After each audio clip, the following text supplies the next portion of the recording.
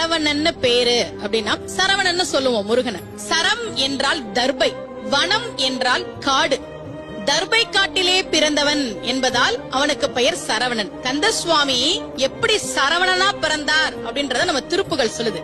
சக்கர பிரசண்டகிரி முட்டக்கிழிந்து வழி பட்டுக்கிரஞ்ச சைலம் தகரப்பெருங்கனக சிகர சிலமும் எழுத்தனி வெப்பும் அம்பும் என் திக்கு தடங்கு வடும் ஒக்க குழுங்க வரும் சித்திரப்பதம் பெயரவே சேடன் முடி திண்டாட ஆடல் புரி வெஞ்சிரு திடுக்கிட நடிக்கும் மயிலாம் பக்கத்தில் ஒன்றுபடும் பச்சை பசுங்க ஒரு பத்மபதம் கமல் தரும் பாகீர சில யோகேஸ்வரனுடைய பரம உபதேசம் அருவி கைக்கு செல்லும் சரவணத்தில் பிறந்த ஒரு கந்த சுவாமி. சரவண பொய்கையில் கந்த சுவாமி 6 நெருப்பு பொறிகளாக வந்து சேர்ந்தார். அதனால அவருக்கு பேரு சரவணன். அது ஏன் 6 நெருப்பு பொறியா வந்தார்? ஏன் அவருக்கு 6 முகம்? சிவபெருமானுக்கு 5 முகம், பார்வதி தேவிக்கு 1 முகம். இந்த இரண்டும் சேர்ந்து சிவசக்தி சொரூபமாக முருகப்பெருமான் இருக்கிறான் என்பதால் தான் அவனுக்கு 6 முகம். இதான் கந்தபுராணம் சொல்கிற செய்தியை தான் நான் உங்ககிட்ட சொல்லிட்டு இருக்கேன்.